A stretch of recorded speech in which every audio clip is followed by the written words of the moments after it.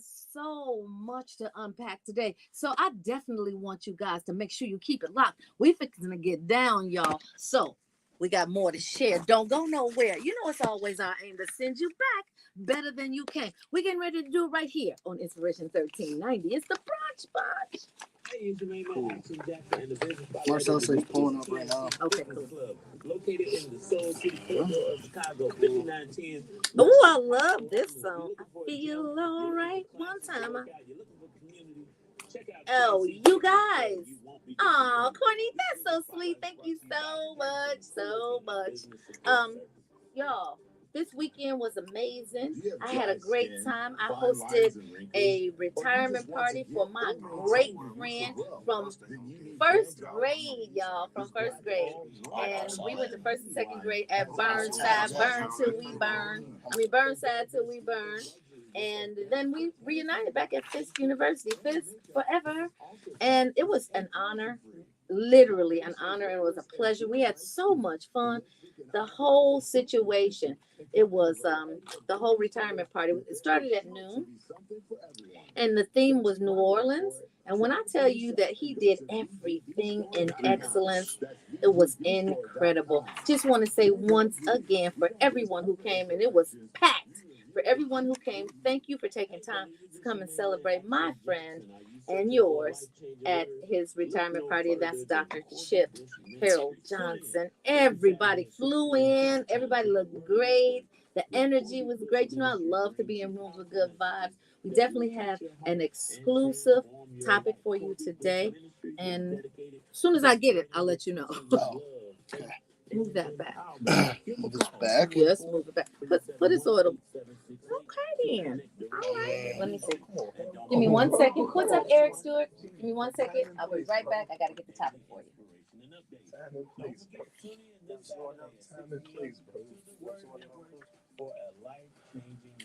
Okay, y'all. I'm back.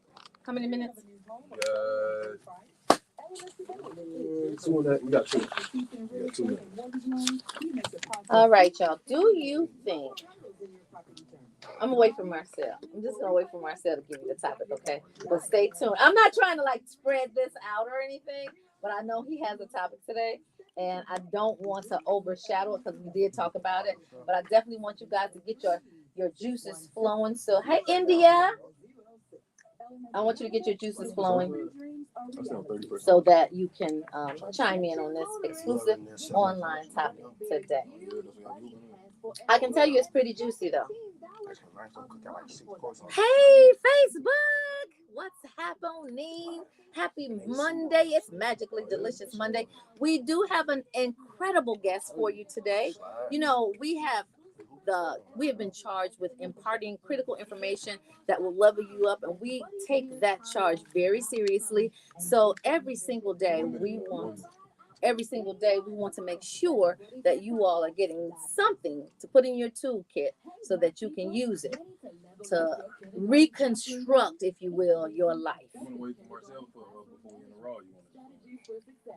He said he's full. Okay, well, what he said. He's actually pulling up. Okay, get ready for 30 seconds. 30 seconds. Grab your copy now and let's make magic in the classroom. Let's make magic in the classroom. You know what? Another thing that was very impactful about the retirement event for Dr. Chip, first of all, he's retiring from really high up in management at CPS. It was a room full of educators with good spirits, happy to be out at 12 noon. When I tell you that was a day party for your spirit, a day party for your spirit.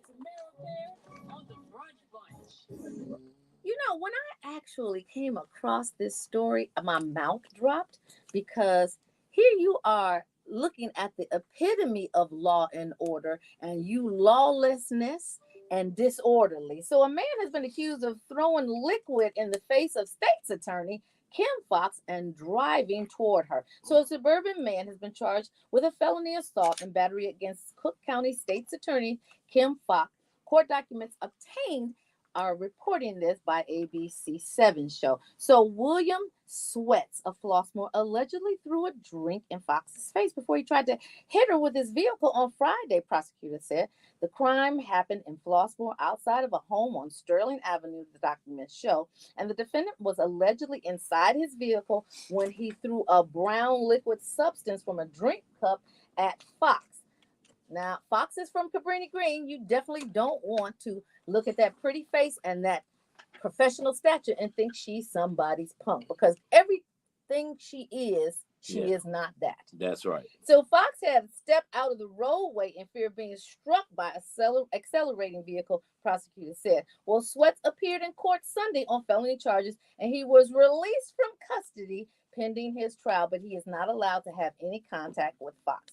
The defendant is scheduled to appear in court for another hearing on Tuesday, and no further information of this incident was immediately available. But in true Brunch Bunch style, as we get the news, we will share the news with you. Now, I want you guys to take a moment and flip this. If your boy had put a brown substance in your girl Tamara Fair on the air with the blonde hair space, I want you to just web out that scenario. And I'm the state's attorney. You think he would be out on his own recognizance? Well, she lowered the barriers to being locked up. So she has. So she got, just because it was her, because that's the issue in the city. People are upset with criminals are not staying in jail and then they coming right back out doing the same thing. So if she would have kept him or tried to keep him longer, she would have been a little bogus. She on her way out. Well, right. She on her way out. What she got to lose? Like on some real stuff. What she got to lose? Well, in that regard, you're all right. You on your house, just lock them up, throw away the key. I'm talking about lock them up, do some waterboard. No, I'm kidding. Oh, Lord. What on earth would give you that kind of muscle, that kind of courage to go anybody's face? Anybody, you throw a brown substance in anybody's face, understand well that they could retaliate. You don't know what the repercussions are going to be. But here's the Cook County State's Attorney. Flossmoor, last time I checked, was in Cook County, right? Yes. Mm-hmm. And you throw it in her face?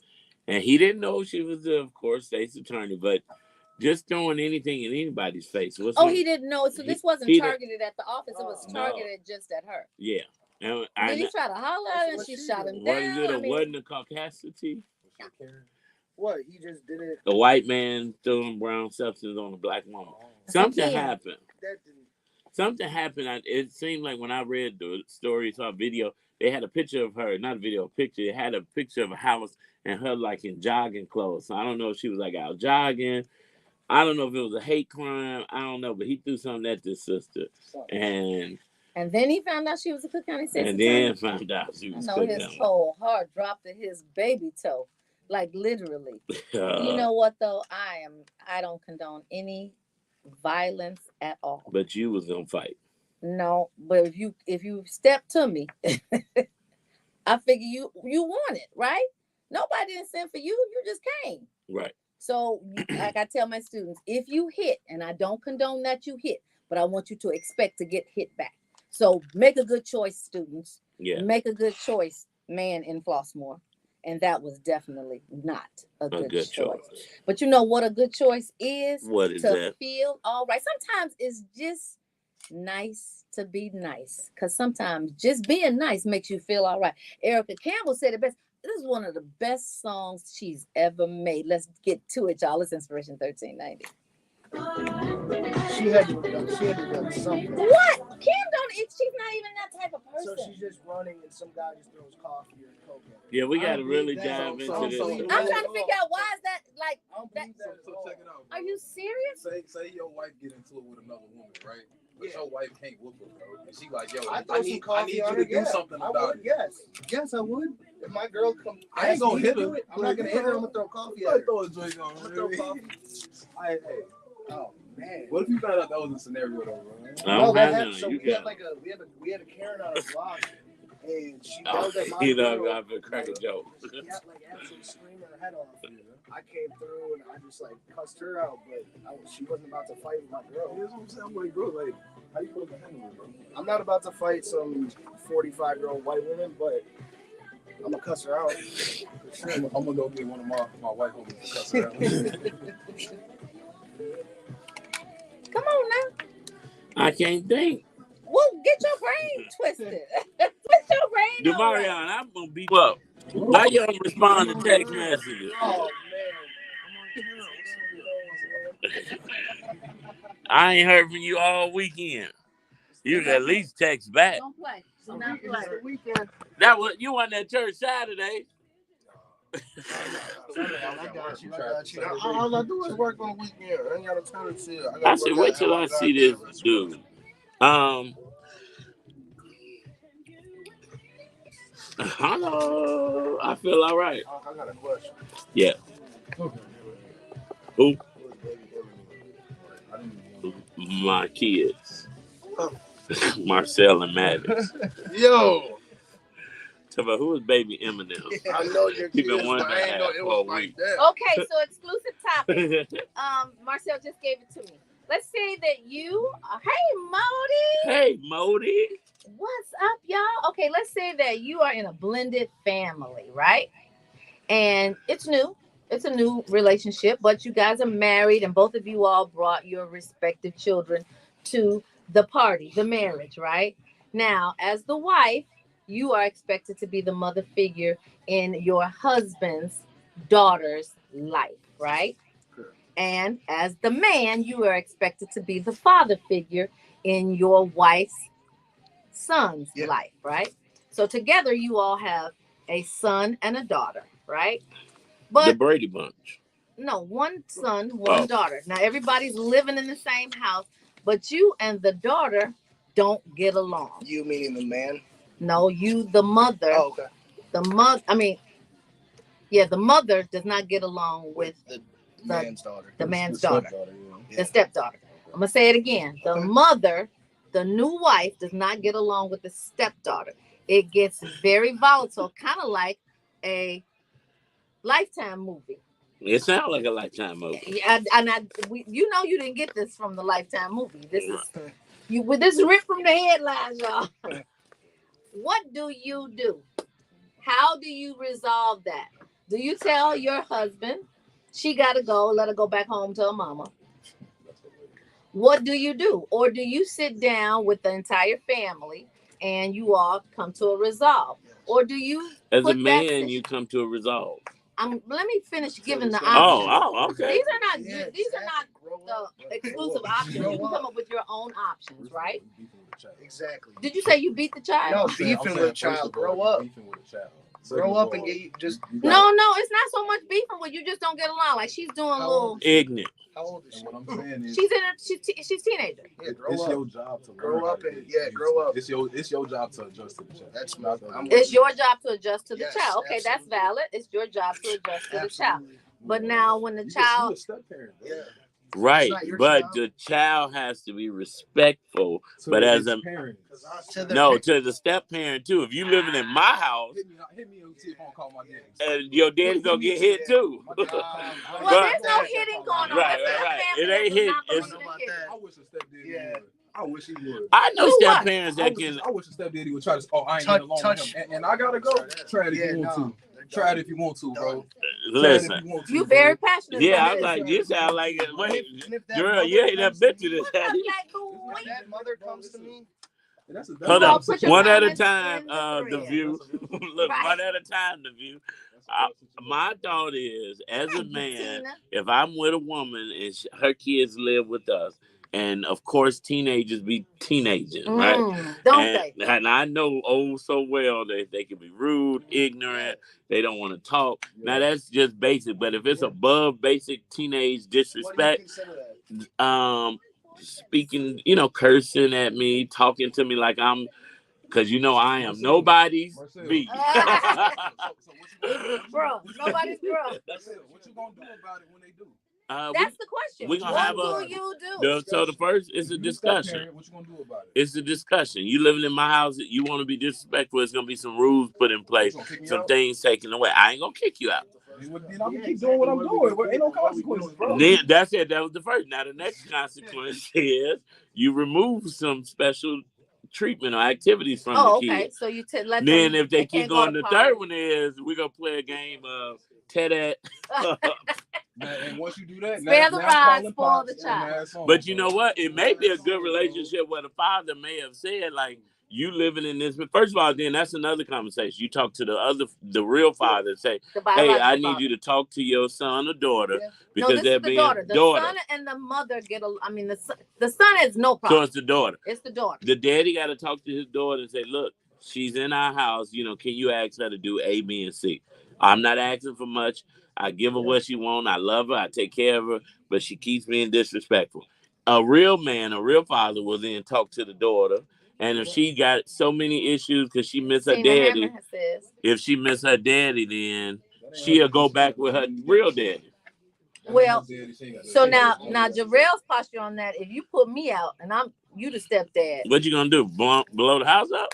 If you put me out, it's not a you can put me out, bro, but understand, my mama, I ain't got no relationship with you no more. Yep. That's it. Because she picking the stepdad. You chose. No, she not. Yes, she did. You chose to be an ignorant kid, and you had to go. If that's the way you want to look at it, cool. But you just lost your kids. Parents got to be unconditionally loving, though. Right, that's what I'm saying, bro. I ain't asked to be here. They didn't say the mama don't love him no more, but what? The mama got to be homeless and no, she got to make a choice. You care about your kids, you care about your husband. Your husband. The Bible teaches you when you cleave to your husband. That's what it is. It says cleave to your wife. But you know both ways. Don't say that. But it's both. You know what I'm saying. And if a woman comes to me and said, I don't like her having problems with your daughter and talking like that, I'm putting her out there. Bro, when you become a step parent, but see, this scenario is this daughter is just blatantly disrespectful. 30 seconds, y'all. What's an example? 30 seconds, y'all. 30 seconds. Y'all. He telling her to do something right, and she not doing it. Well, no, it's beyond that. It's the stepmom is telling her you have a curfew. You're blowing curfew consistently. They're telling you have chores to do. You like, I ain't doing that. I don't care about all that. No, yeah, no, I'm not doing that. That's me now still. I don't care about all that. You're not my mom. Recording. Dennis Deere, a Cook County commissioner from the West Side for 7 years, died last night, according to a statement posted by Deere's family on one of his social media accounts. He was 51 years young, and I quote, Dr. Deere's passionate lifelong dedication made him a tireless servant to the community in areas of healthcare, education, economic development, employment and training, re-entry, and affordable housing, the Post read. We deeply appreciate your love and concern as we navigate this life-changing event. A self-described servant leader and native of the city's Great West Side, Commissioner Dennis Deere, Democrat, has served on the county board since 2017. His family did not disclose the cause of death and requested privacy. And I quote, we will share more details soon, the social media post stated. At age 50, Commissioner Deere last summer successfully underwent an extraordinarily challenging double lung transplant at Northwestern Memorial Hospital. The procedure was made more difficult because of a genetic condition in which Deere's chest organs were backwards.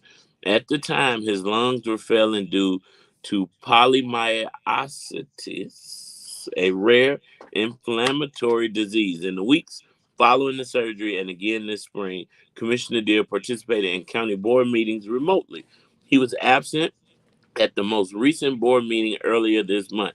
In a statement, Cook County Board President Tony Pretwinkle said, and I quote, she was devastated at the news of Dennis Deere's death.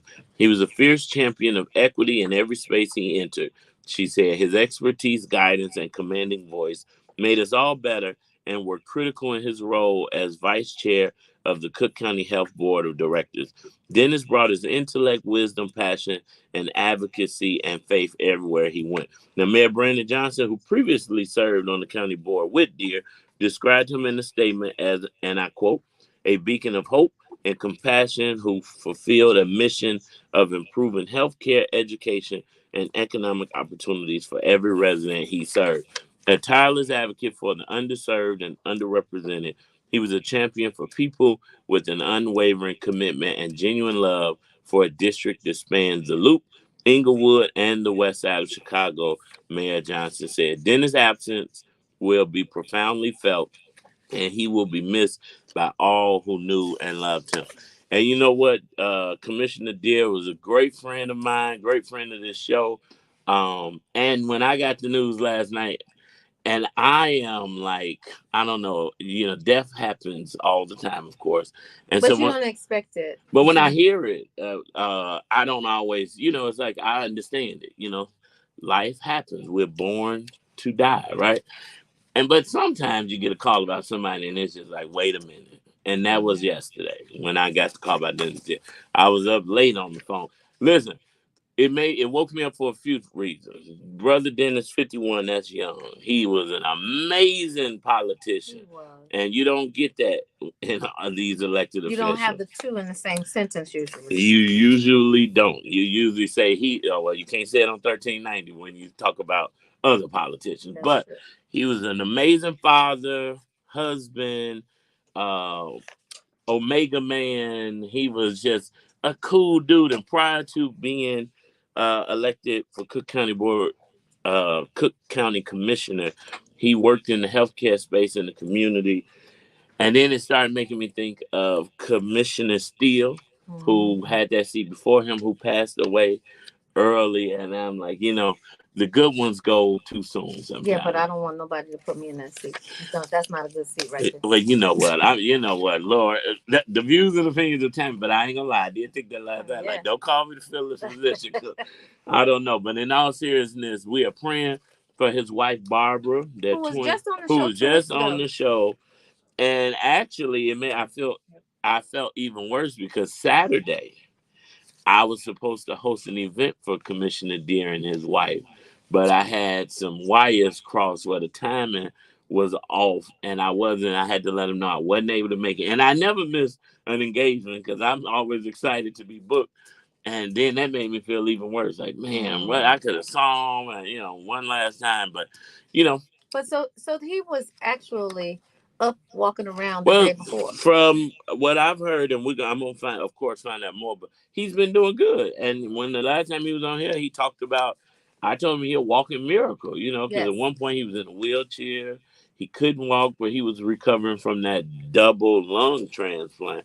But he's always in great spirits. Great spirits, cracking good jokes. And you're in the presence of him. Your spirit is definitely gonna take some octaves higher. And he and his wife and their twins, I mean, they're just an epitome of what Black love has to represent. Yeah. A power couple. And all of his kids graduated this year. Wow. And so it was a busy year. So we're praying for Barbara Deere, his wife, his two twin sons who just graduated from college, and his daughter who just graduated 8th grade. Yeah. And so I've never lost a parent. I helped raise my nephew who lost both his parents, and I see the effects they have on kids that lose their parents. And I'm a grown man, but I always say if something happened to my mama, y'all better get me because I'm going to try to jump in there with her because that's how I love my mama, right? Mm-hmm. So when you this young and you lose a parent, I know it hurts. So we're going to keep them lifted in prayer. And pray for his constituents because people love their Cook County Commissioner. Yes. And you see politicians virtually. You see them in the news, but he was in the community. I mean, he was ever present and always made you feel good. I think the great Maya Angelou said, it's not about what people say that you remember. It's about how they make you feel that you remember. He always left you with a feel good about politicians. Yeah. And just the human spirit and the human experience. So he'll be sorely missed. He will. And I'm going to add an addendum to Maya Angelou quote. Because you know what? Some people could say some stuff to you. You remember. I got an incident. Listen. Something, I want you to keep it cute. Something you just can't let go. But you know what? We are praying for the family. Tina said Commissioner Deere gave her family a resolution on February of 2022 for their lot, the Hammond's Promised Land in West Inglewood. He will be missed. Yeah. Yes. That's just one of the many great things that he did in the community. A lot of people, when we see politicians, we kind of treat them like rock stars, or we don't ask them for what we need. But these politicians are the gateway to what we need. And he was not vanguarding it where it was like you couldn't get to it. It was like, okay, what do you need? Let's connect you to it. Yeah. So I hope whoever does take his seat Mm-hmm. has that same kind of connectability spirit that he had and his predecessor had, because Commissioner Steele was Robert also. Steele was a amazing Yes. brother. Taught me how to play bid whistle And you still in can't Washington play, D.C. And I don't even remember none of the rules. But it's great when you have elected officials that you can connect with. They're still real people. They're not above the people, but they're there to support the people that they were voted in for. So for the short time that we did have him, he has given a blueprint as to how you can effectively be a husband, a father, a politician, and a human. So Earth's loss is heaven's gain. And but I do want to say, and no man knows the day nor the hour when it's going to be their time to get called up out of here. But we must do some things to make sure that we're helping to live a long life. And when I got the news, so I got up and walked 2 miles this morning. Wow. Listen, I'm like, bro, we got to get it together. Keep it consistent, though. Yeah. That's the thing. When tragedy happens, we start to shift our life so that we don't fall in the same fate. But the consistency about it is what we have to do. But you know what? We're going to dedicate this next song to the dear family. God is. It's Inspiration 1390. Mika, what's up? Hey. Welcome back, Money Mika. Thank you. Out here making boss moves. What's up, Tanya? You was just in, where were you just at? at? The BP. I thought you went to America Hopefully Corporate. you all saw, and have experienced and thinking about the exclusive online topic that Marcel is going to give you an overview of. The exclusive online topic. Come on. Oh, you know what? Because ladies lead and run the world, I'll let you get a recap. Okay, so if you are in a blended family situation and thank you, Tanya. If you're in a blended family situation and there's contention between your new bonus daughter and you, and it doesn't seem like there's going to be a let up, what do you do? Now we put it in foster care. Who said that? I'm just DJ Brandon said put it in foster care. Now I'm kidding. Tina said those comments come from people who don't have kids. That's true. Talking about Jarrell Adams. Nobody owes you nothing. Well, we know you wouldn't date anybody who had kids because on Mother's Day you said I didn't make her a mother. You know what? I don't recommend guys doing that. I think it's a weak position. Wait, do you have any sisters? In this scenario, do your sisters have any kids? Okay. Well, I hope. Well, I'm gonna say this. My mother. Well, I didn't say it already. I mean somebody. My mother used to tell me when I was younger, you don't want to date anybody with kids. Yeah. But I used to always say, but you got a daughter right here with a son, and she's single. So what if every man in the world is being told don't do that? Yeah. I'm like, so we can't, limit that when you got, so it's okay to date a woman with kids. It is okay to date a woman with kids, but when the child is giving you grief, how do you handle that? Foster care. No, but like as a father, are you? I gave my. If you have your wife or your kid, who are you saving? Who are you going with every time? Every time. Now that's a hard. Remember, they just got married too. In this scenario, they just got married. How do you pick that? Every time. Mika, you know what the combo is? No, I was trying to listen on the. You got 1.5, y'all. 1.5. Something else, commercials playing on there. Oh yeah. So wait, what? So Tammy's asking if you. Tammy's asking. I mean, we asking. Our behind the scene question, Mika. You marry a man, and his daughter is now living with y'all, but she's been very disrespectful to you. What do you do in that situation? Well, hopefully I'm in a position where they've given me the ability to handle that. If I'm the parent, I'm also the parent in the household, so she has to listen to me. Right. So you're going to whoop her. And if that doesn't work, I'm going to talk to her parents. Right. And they got to handle it. Okay, see, I did the same thing. I'm going to try. No, you said foster care. Let's be clear. You absolutely said foster care. First you said I'm going to whoop her, then you said foster care. No, I said I'm going to talk to her. I'm going to talk to her, then I'm going to talk to the other parent, the real parent. Talking ain't going to work. That's way over. I don't only whoop my own kids. Yeah. Oh, my kids getting whooped. Okay, so it's 12:35. It's time for Mika. Said it on. Oh, don't we have mingling Adam, moments? Did you do the mingling moment already? Yeah, but we did that. Yeah, that was Oh, we did that? Yeah. Okay. Yeah. And Tina said you giving Barbie vibes. You Oh, were. no. Thank you. 5, 4, 3, 2.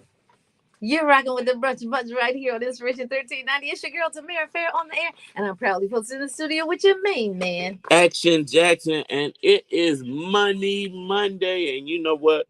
Money Mika is back in the building. If you don't know, Mika Saunders is a highly successful entrepreneur in the financial industry, and she's helping families to save lives, save money, increase their wealth, and all of that great stuff. Let's give a warm brunch bunch welcome to Mika.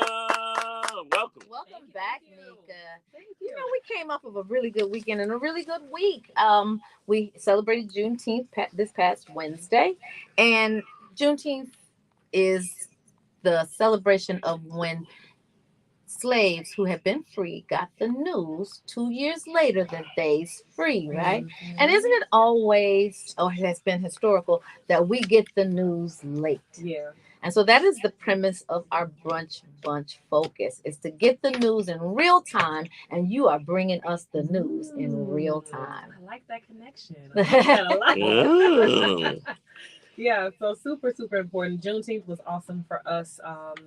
We had a meeting with our team and we all wore Juneteenth colors and we had a celebration and we just celebrated our freedom and really just made sure that our people remembered that we have this information that we didn't have back in the day, that we didn't even have the option to learn about back in the day, and now we can. And so we got to take advantage of it each and every day. And so we are taking advantage of your knowledge base, which is definitely extensive. And today our topic, we are talking about, tell us.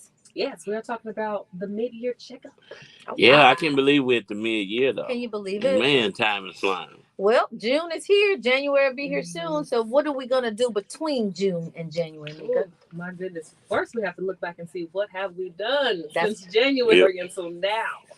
Right? Because, you know, when New Year comes, we have these New Year's resolutions, all these big goals, what we're going to do.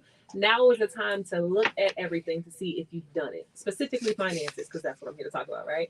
To look at your finances. I'm sure you had goals to save money, to do certain things, maybe buy something new for your family, maybe go on a vacation. All of these goals that you have, what have you done when it comes to retirement and debt, all of these things? Take a look right now. It's June. It's about to be July already, and we need to make sure that time hasn't flown by without us moving forward towards our goals. And so, you know, really when you think about what you should be looking at, one thing you should be looking at is debt, right? You know, because a lot of people have a lot of debt, and I know a goal for a lot of people, a lot of my friends, a lot of people that I know, is to get out of debt, out of the bad debt, right? And so we have a lot of the bad debt, like the credit card debt, the debt that's basically making us poor. And so, why is credit card debt making us poor? Just for those who don't really understand, because a lot of people get credit cards and they're like, "I'm winning." Oh yes, and they use the credit cards really wrong, right? So if you're using the credit card because you don't have the money, and this is like the last resort, I have to use this credit card, you're using it the wrong way, right? I use credit cards. I love my credit cards. I get points on my credit cards and all of that. But I pay my credit cards off every single month because I don't want to be paying that interest to the bank. Banks make money off of interest, right? And so they're charging you 20+% on interest, and they're making money each and every month off of you. So you're making the banks richer and richer. So it's good for them, bad for you. Exactly. And so that's bad debt. And so we don't want to have that debt. We want to use the debt. We want to use the credit to get points and get cash back and all of that, but pay it off every single month. And when should they pay it off so that it can be good? Yes, by that statement date. We want to make sure that the closeout of that statement date. And so you go ahead and you pay that debt off, and then now you don't have to pay any interest. So now you don't pay any. So you use their money interest free. Exactly. Wow. So we want to make sure that we're getting out of the debt. And so do you have a strategy to get out of debt? Right. And so sometimes we have other debts, student loan debt, another bad debt. If you're paying, you know, if it's not deferred or on hold right now. You have a bunch of other debts you want to get out of: house debt, car debt, all of that. And so, a strategy that we talk about often is debt stacking. And so, debt stacking is really good for a lot of people because now you have a strategy. It's a plan. It's not just a wish, like, I hope I can get out of debt this year, but we can actually help you out with a plan. And so, what that looks like is, let's say you have 5 different accounts and you lay those 5 accounts out. Some people like to do it from like the highest interest rate to the lowest interest rate, which is good. But I also like, taking an account that you don't owe a lot of money on to kind of get some momentum going. And so if I start with that account where maybe you owe $2,000, where you have other accounts you owe $10,000, $20,000, and all of that, I may want my client to start with that $2,000 account. Because now when they start with that account, they have some momentum. And now they feel like some wins. Yeah, so they can now feel motivated to keep it going. And so how this works is each account you're paying that minimum amount, but your target account you're paying a little bit extra. And so now you're paying all your extra money that you don't need for other things towards that target account. Once you pay off that target account, all of the money that you were putting towards that target account, you take that money and put it towards your second account. And now you pay off that account. That account, you're paying all the extra money plus the minimum that you were paying already on that account. Eventually that account is paid off, and then you just roll it over. When you do this strategy, you're out of debt much faster and you pay way less interest. And the important part too is that you can't continue to use that one that you paid off. Exactly. Right. Now don't go max it out after you done paid it I off. got a great big balance that I can use on this one. Right. And you right back where you started. Well, debt stacking sounds like a great plan. It is. And what you just mentioned, we call that the debt cycle. We want to get people in a cash cycle. Right? Many people are in a debt cycle where they're doing exactly what you just said, paying off the debt, and then they're using it again. It's just going back and forth. It's in a circle. But if we can get you to a position where you are now in a cash cycle, now you have cash coming in, you're using your credit cards, paying them off, cash coming in, and you're winning in the money game when it comes to that. So we want to get people in a cash cycle. Winning in the money game. Yes. So now the other benefit to that is your credit starts to go up. Right? Yes. So you got some ancillary benefits that you don't even realize when you're paying this debt. Yeah, there's some good info. I'm taking a lot of notes. I hope the believers out there are doing it. So, Mika, we're mid-year. We were talking in the previous segment about loss of life, right? And we all know that life is short, but if you plan to fail, if you fail to plan, you plan to fail. Yeah. Retirement planning, right? How important is that? Retirement planning is so important. And one thing I've realized with a lot of my clients is that we wait until it's too late. Because just like we said this year, until it's too late. This year has flown by. Right? Yeah. So just think about it. This year is already halfway over, and I feel like it just started. I'm only 37, but I can only imagine how quick 67 is going to get hit. Right? Because it seemed like just yesterday we were 27. Exactly. Yesterday you were. Yeah. And so, we wait because we think we have time, and we do not have time. And so we always tell people it's never too early to start investing for retirement or just investing in general. And it's still also never too late. Like, if you haven't started and you're 60 years old right now, let's get you started. Like, don't think, oh, it's too late, I can't start. We can at least get you started where you are. But if you are young, we want you to start investing while you're young as well, because one thing we can't get back is time. Yeah. Right? And the great thing about investing is that you get something called compound interest. And so with credit cards, we're paying this interest, but with investing, you can get compound interest. And now your money can compound over time. And so we teach something called the rule of 72. And basically that's you taking your interest rate of any investment and you're dividing that into 72. That's going to tell you approximately how many years it takes for your money to double in any investment. And so depending on, your 401k at the job, if you have an investment with a bank or an investment company, see what your interest rate is on that statement, divide it into 72. And now you're going to have the approximate amount of years for your money to double. We want the money to grow. We want it to double, because when compounding, it's going to double on the doubling. And so it's awesome. And so if you start early, if you're 20 years old, you put in 30, 40 years and already be a cash millionaire just from that. And so 22 to 62 is probably the prime time where you should start thinking about retirement or planning for retirement. So if somebody's listening right now and they're like, this is some good information, but I want to talk to somebody. I want to talk to Mika. Yes. and I want to learn a little bit more about how I can prepare for my savings and eliminate debt. How can they connect with you? They can give me a phone call. That's the easiest way. Yeah. And the phone number is 815-277-6772. Say that one more time. 815-277-6772. This is great information. But you said there's no better time than now to get this whole plan, this financial plan together. A lot of times, like you said, we wait. But you know what? No better time than now. Let's do it, y'all. Dietrich hadn't no better, y'all. And we will be back. It's Inspiration 1390. You break that down. I just didn't really follow that. Yeah. So let's say, because interest You rates know are what? You Okay. got to trap up. What we So do we is have a you start comment. recording on the phone and sit it somewhere. So Find if we somebody, can't work then it you can out, move and take pictures. and I put my best foot forward to make sure that you feel included as my bonus child, Well, yeah. I'm moving. We on commercial. I want you to listen to Inglewood Tanya's. Well, oh Lord, what did she She say? said, if we can't work it out, and I put my best foot forward to make sure that you feel included, I'm moving. Well, listen, if I'm with Tanya, if I marry a woman and her daughter is little Chucky or Freddy Krueger or something, I may have to get up out that jail too. Oh my God. Get up out the jail. Y'all are horrible. Well, I'm saying because here's the instance too. If it's that bad where she not listening, the mama can't get her to listen, then the daddy is like, whatever, you can't tell my daughter what to do. She can keep being crazy and putting her finger under your nose in the middle of the night to see if you breathing. I'm out. Right. Oh my God. No. Okay, I'm done. Because she could have like a mental issue or something. You never She know. could, but usually in teenage years, it's just a teenage issue. And they do go mental and then they get back.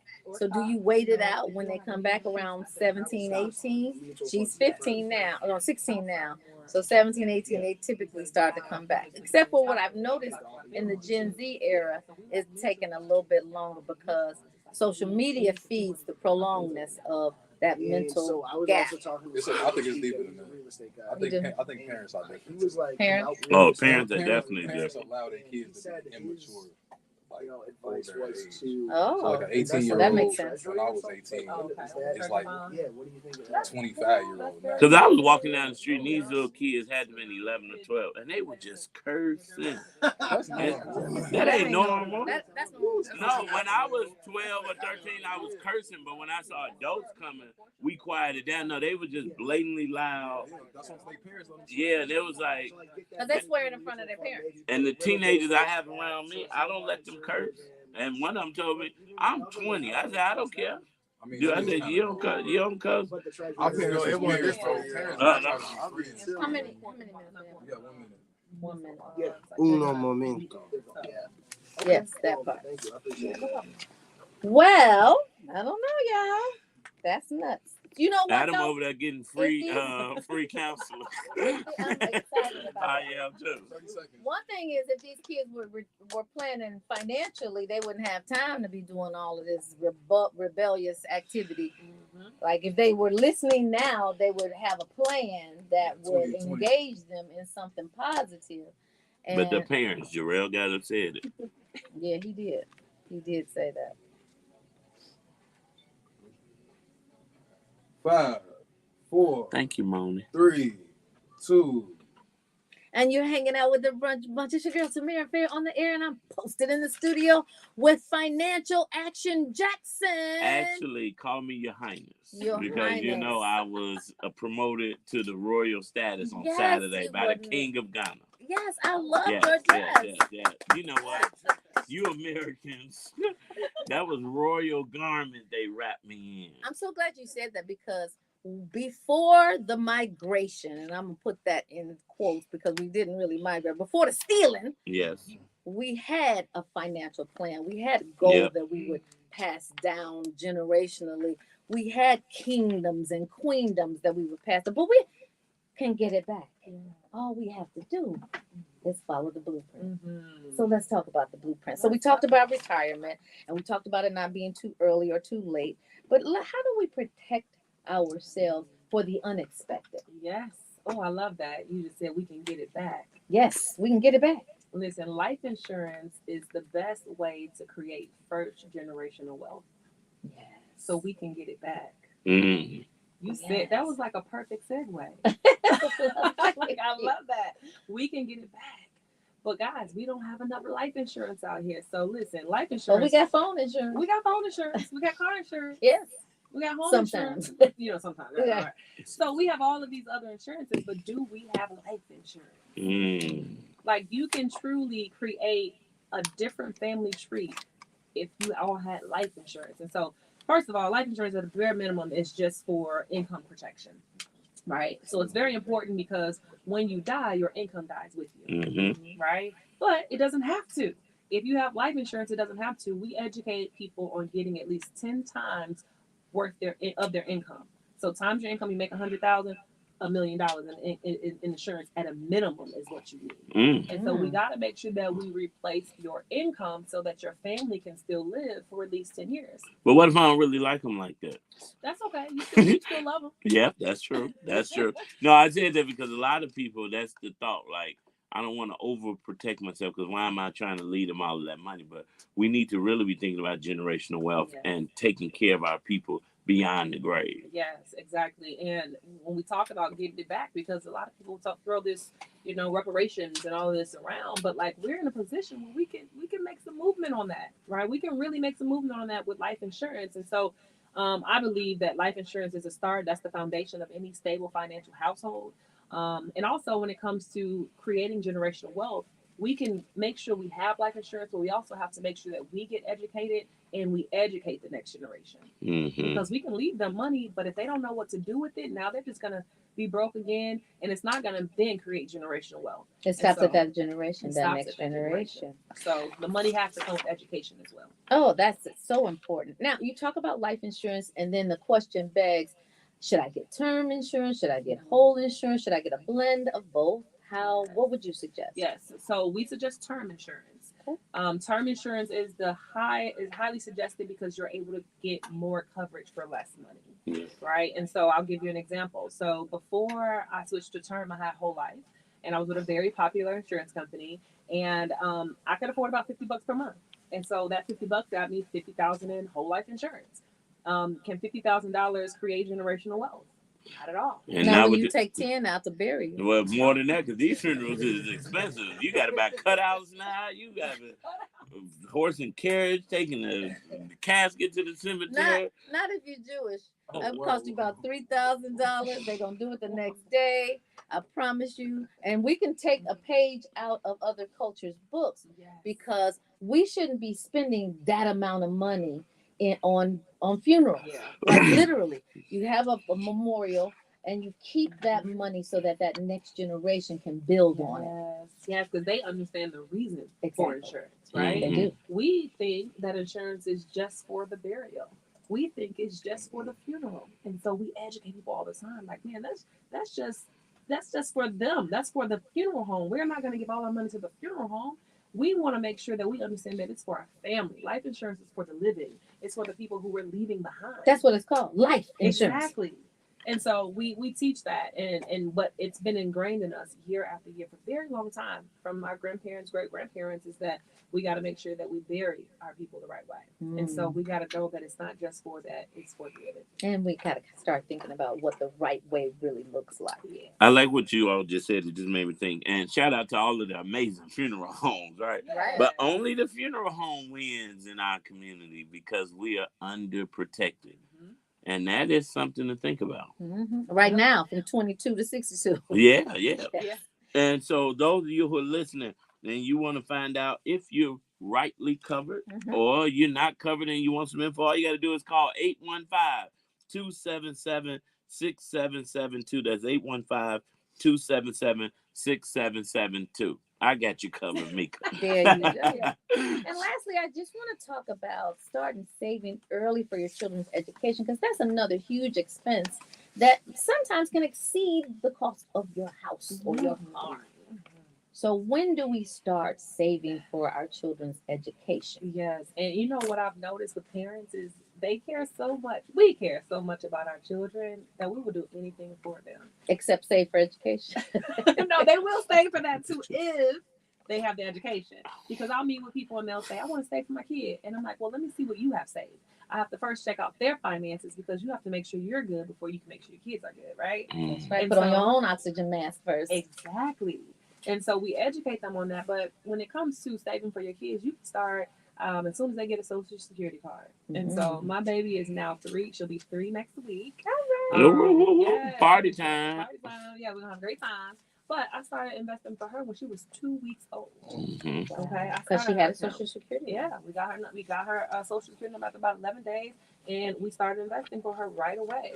And so you can start very, very early on with your kids. My first baby, I wasn't in the financial position that I'm in now, so she took a couple years for me to start hers. It took a couple years. Okay, hey, you do it when you do it. Yeah, I'm sure she's great right now. She's great. Now she's 10, but get this, she's been investing now for 8 years. Most adults haven't been investing that long. So you can get a custodial account for your children as early as 2 weeks, let's say, and you can keep investing for them. And the key is getting all of your investments on automatic pay, paying yourself first, paying your kids' investments first, so that you don't even notice it. You don't have to think about it, and it automatically goes into those accounts. I'm glad you said that because when kids get Social Security numbers now, parents have a propensity to ruin the Social Security number before the children have an opportunity to actually build that Social Security number for themselves. Parents, cut it out. I understand it's desperation, but cut it out. And you don't have to be desperate if you call 815-277-6772. That's 815-277-6772. So these really, the advice that you're giving really crosses all economic levels of income. Like, it doesn't matter how much you're making, you can still make that money make money. Yes. We start where you are. And so even if you feel like you don't make enough money, you can't invest, we meet with us and we will help you find money as well, because we show you how to find money. We show you how to save money in other areas like auto and home insurance. And now if we save you money there, let's say we free up $25 or $50 per month, we can take that money and put it into an investment, because we don't just do these things that we're talking about now.